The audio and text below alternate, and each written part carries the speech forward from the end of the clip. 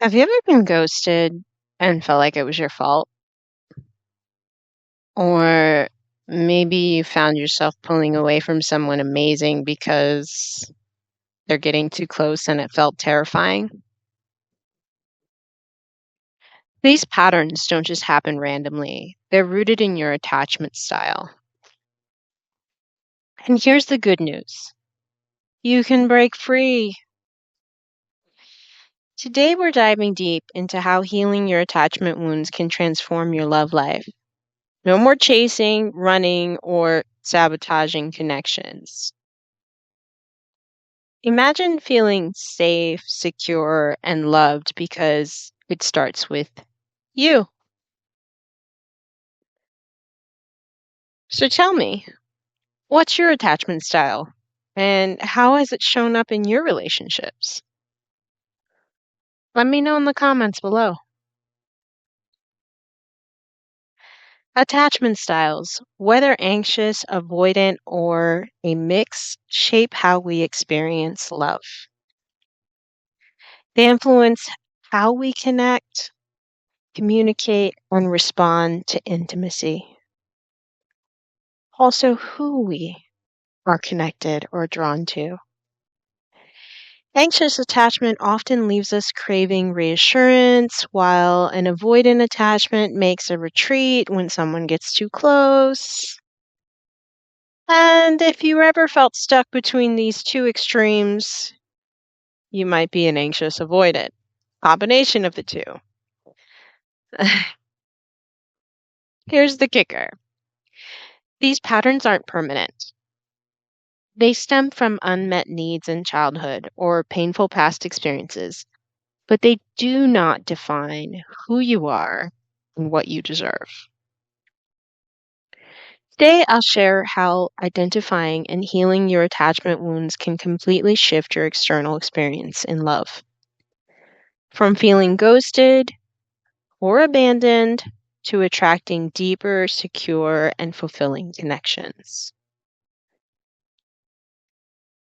So, let me tell you about a client of mine. We'll call her Rachel. Rachel had an anxious attachment style. She would overthink every text, replay a conversation in her head, and feel crushed every time someone pulled away.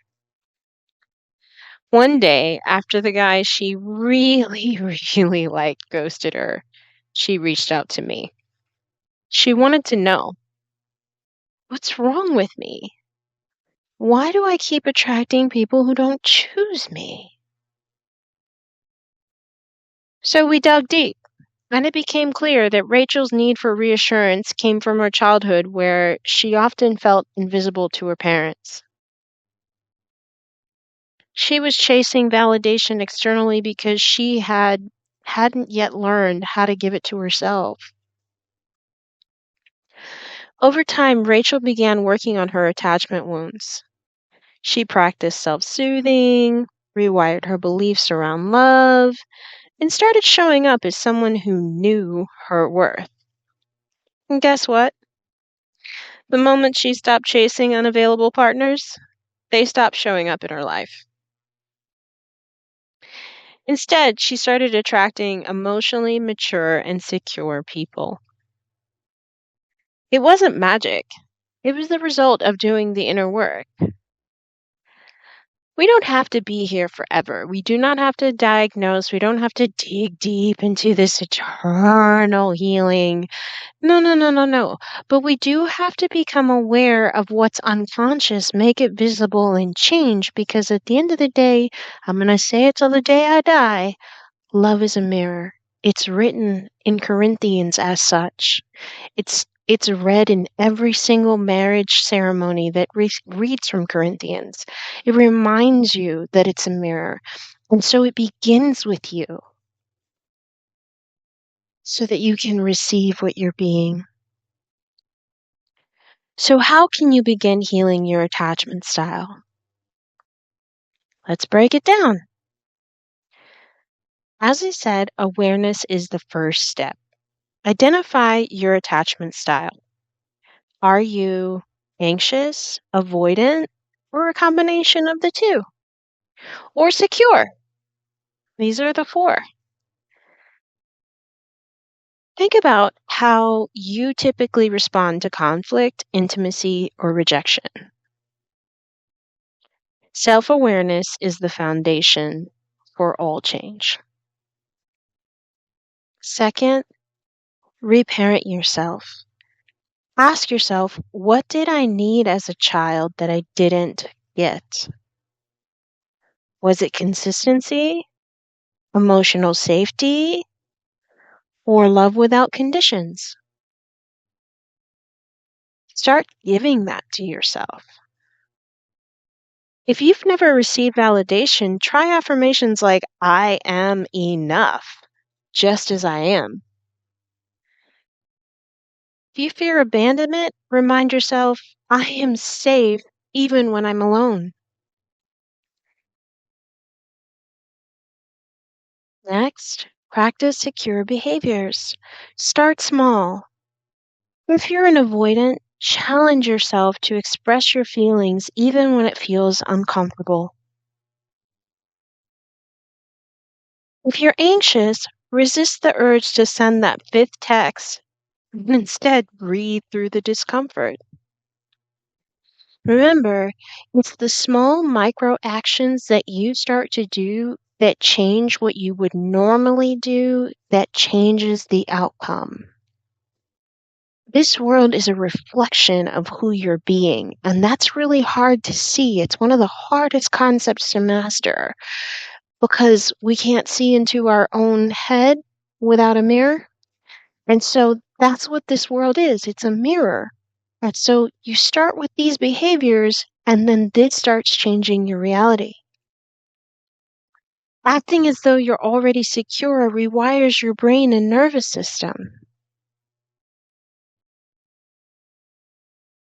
Last, heal through relationships. Healing happens in safe relationships.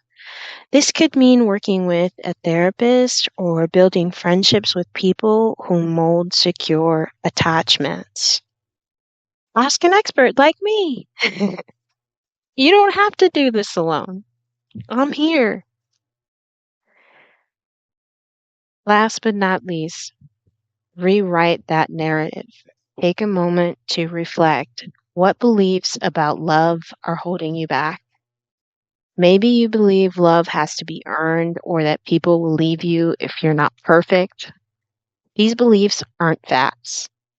So start questioning them and creating new, empowering stories about what love can be for you.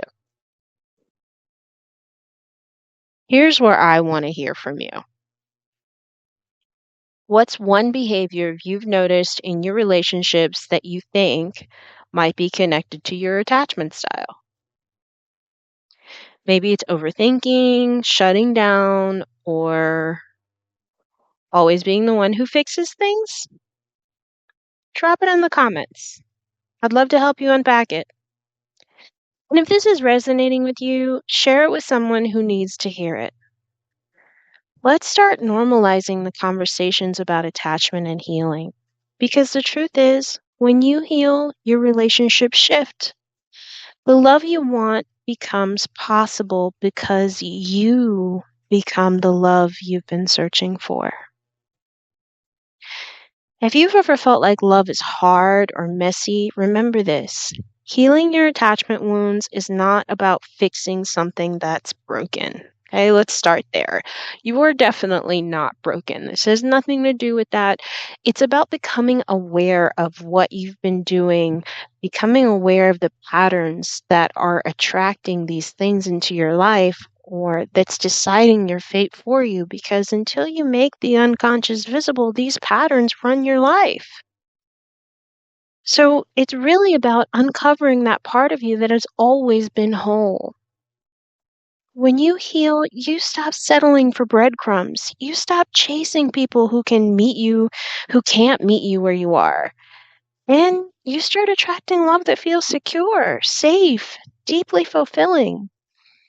If you're ready to go deeper, I've created lots of guided meditations specifically designed to help you heal attachment wounds and step into your worth.